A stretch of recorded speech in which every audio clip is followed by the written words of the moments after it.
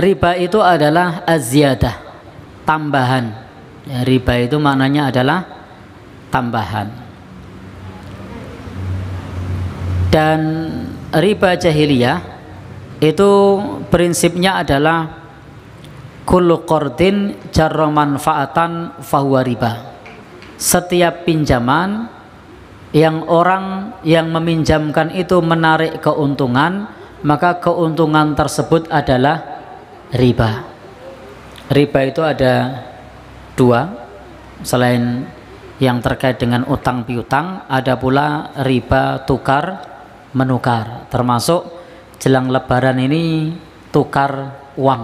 Nah, itu biasanya ada lebihnya berdasarkan persentase uang yang ditukarkan, maka itu juga riba, karena tukar menukar uang itu harus nilainya sama, tidak boleh ada yang lebih.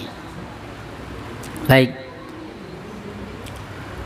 lalu Bapak Ibu yang berbahagia yang dirahmati Allah, riba ini dilarang oleh Allah di dalam Al-Quran, dan kita diperintahkan untuk meninggalkan sisa-sisa riba. Sudah final dalam Al-Quran. Al-Quran melarang riba dalam 4 tahap. Tahap yang terakhir Allah berfirman, ya ayyuhalladzina amanu la ta'kulur riba ad'afam mudha'afah. Wahai orang-orang yang beriman, janganlah kalian memakan harta riba yang berlipat ganda. Ini belum akhir ya bagian ini. Jadi ada 4 tahap. Ini bagian yang kadang sering disalahgunakan di surat Al-Imran ayat 130. Ini masih tahap yang ke-3. Jadi belum final ayat ini. Wahai orang-orang yang beriman, jangan memakan harta riba berlipat ganda. Jadi saat itu kalau tidak berlipat ganda, kalau kecil masih boleh.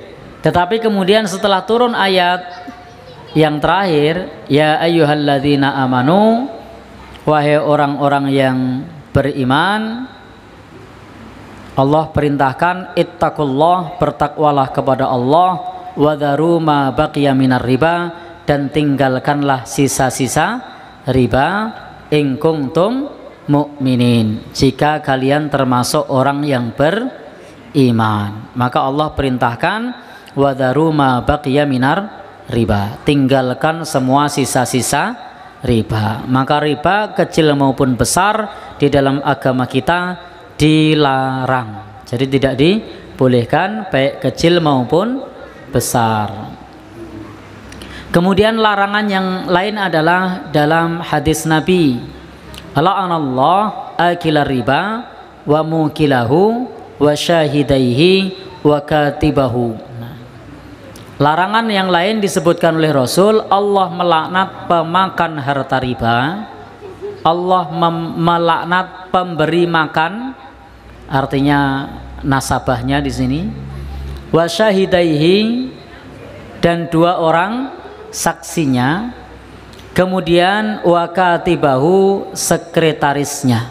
Jadi dalam riba itu yang kena laknat dari Allah menurut Nabi SAW ada pemakan harta ribanya, yang memberi makan, 2 orang saksinya, dan juga sekretarisnya. Semuanya dilaknat.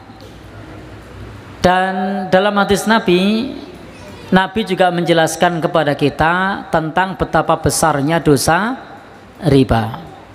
Dirhamun riba, dirham riba, ya'kulu rajul wa huwa ya'lam, yang dikonsumsi oleh seseorang sementara dia mengetahui, asyaddu min sittin wa salasina zaniyah, maka dosanya lebih besar dibandingkan 36 kali berzina.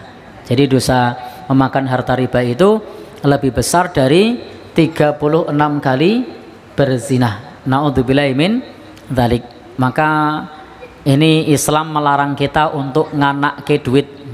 Uang melahirkan uang, atau uang berbunga. Karena itu termasuk yang dosanya 1 dirham saja itu lebih besar dibandingkan 36 kali berzina. Kemudian Nabi juga bersabda, ar-riba salah satun wa sab'una baban. Riba itu ada 73 pintu. Aisaruha dan yang paling ringan ayang kihar rajul ummahu, ketika seorang anak menzinai ibunya, itu dosa riba yang paling ringan. Dari 73 pintu. Artinya memang ini kita perlu berhati-hati, tinggalkan transaksi ribawi. Hendaknya kita berusaha untuk meninggalkan riba. Meskipun nanti akan ada satu masa yang disebut oleh Nabi SAW, riba itu sulit ditinggalkan, dan barangkali zaman itu adalah zaman kita. Karena Nabi mengatakan nanti di akhir zaman itu faman lam yakulhu, barang siapa yang tidak makan riba, asabahu min ghubarihi, maka dia akan terkena debunya. Artinya kalau tidak makan harta riba masih mungkin terkena debu riba. Saat ini hampir sulit untuk menghindari riba atau debu-debu riba. Prinsipnya dalam agama kita tidak boleh ketika kita meminjamkan uang lalu mengambil keuntungan dari meminjamkan uang. Tetapi kalau jual beli kita boleh untuk mengambil keuntungan, karena dalam agama kita meminjamkan itu termasuk bentuk tolong menolong, jadi tidak mengambil untung. Kemudian pula Bapak Ibu, yang terkait dengan mata uang itu kalau ditukarkan maka harus serupa, harus nilainya sama. Sementara ini ditunda dan nilainya tidak sama, maka ini termasuk riba. Demikian, ini sekedar pengenalan tentang rukun jual beli, khiyar. Kemudian yang terakhir kita mengenalkan tentang dosa riba. Prinsipnya dosa riba termasuk dosa besar. Allah menyebutkan dalam Al-Quran, apa kata Allah? Allah Subhanahu wa ta'ala bahkan menyebutkan, fa illam taf'alu fa'dhanu biharbim minallahi wa rasulih. Kalau tidak meninggalkan riba, maka Allah dan Rasulnya tantang perang. Jadi Allah dan Rasulnya menantang perang orang yang masih menjalankan transaksi riba.